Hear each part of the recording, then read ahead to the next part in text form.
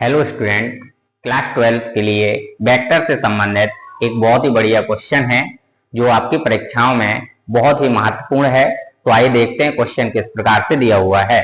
Question में है, सिद्ध कीजिए कि बिंदु जिनके स्थिति सदिश ए वेक्टर ये दिया हुआ है, बी वेक्टर भी दिया हुआ है और सी वेक्टर दिया हुआ है, ये एक बिंदु के स्थिति सदिश दिए हुए हैं और प्रूव करना है ये एक समकोण त्रिभुज बनाते हैं।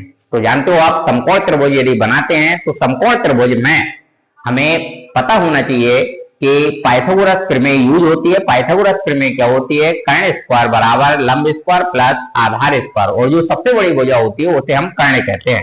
तो हमें यहाँ पर पहले त्रिभुज की तीनों भुजाएं निकालनी पड़ेंगी। तो कोई त्रिभुज है, त्रिभुज समकोण है, त्रिभुज ये मान लिया ए बी सी। तो यहां पर उसने कहा सिद्ध कीजिए कि बिंदु जिनके स्थिति सदिश, बिंदुओं के स्थिति सदिश बोल रहा है, तो ए का स्थिति सदिश, बी का स्थिति सदिश और सी का स्थिति सदिश। तो ये क्रमशः दिया हुआ है, O A vector equal 3i minus 4j minus 4k, और ओ बी वेक्टर है अपने पास 2i minus j plus k cap में, और सी ओसी वेक्टर है अपने पास I cap minus 3j cap minus 5k cap. ये तीनों बिंदुओं की स्थिति सदिश है अपने पास। अब करना क्या है, इसमें तीनों भुजाएं निकालनी है। पहली भुजा बनती है त्रिभुज की ए बी सदिश के रूप में। फॉर्मूला स्थिति सदिश में ओपन होता है ओ B vector minus O A vector.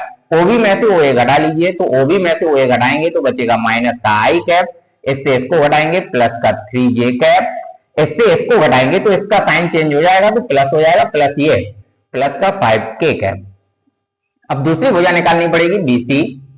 BC सदिश आ जाएगा ओसी माइनस ओबी से, ओसी में से ओबी घटाइए तो आई माइनस 2i माइनस आई कैप, इससे इसको घटाएंगे तो बचेगा यहाँ पर माइनस का 2j कैप, इससे इसको घटाएंगे माइनस का 6k कैप।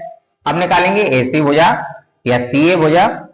सीए सदिश ओ ए माइनस ओसी, ओ ए में से ओसी घटाइए, ओ ए में से ओसी घटाएंगे 3i में से आई घटाइए तो बचेगा 2i cap minus 4j plus 3j हो जाएगा, घटाने पर इसका साइन चेंज होगा तो बचेगा माइनस j कैप, इससे इसको माइनस कीजिए तो प्लस का बचेगा k कैप। ये तीनों भुजाएं आ गई। तीनों भुजाओं के मापांक निकाल लीजिए। Mod A B vector, A B vector का मापांक हो जाएगा अंडर रूट 1 का स्क्वायर 3 स्क्वायर 5 स्क्वायर, तो ये आ जाएगा 1 प्लस 9 प्लस 25 इक्वल, मापांक है माइनस का प्लस ही हो जाएगा मापांक, तो इतना आया 34 और 1 35 रूट में।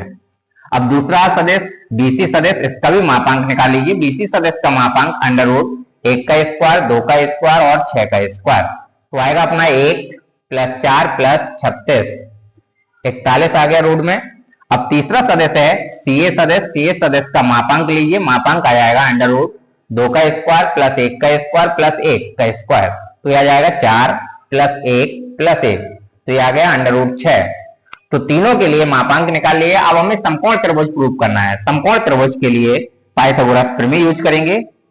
समकोण त्रिभुज में पाइथागोरस प्रमेय, पाइथागोरस प्रमेय, पाइथागोरस प्रमेय होती है कर्ण स्क्वायर बराबर लंब स्क्वायर प्लस आधार स्क्वायर। इसमें तीनों वैल्यू रख दीजिए, तो जो सबसे बड़ी भुजा होगी उसे हम कहेंगे कर्ण। तो कर्ण हो गया रूट 41, रूट 41 का स्क्वायर, तो ये अपना LHS हो गया इक्वल 41 आ गया। अब RHS की बारी।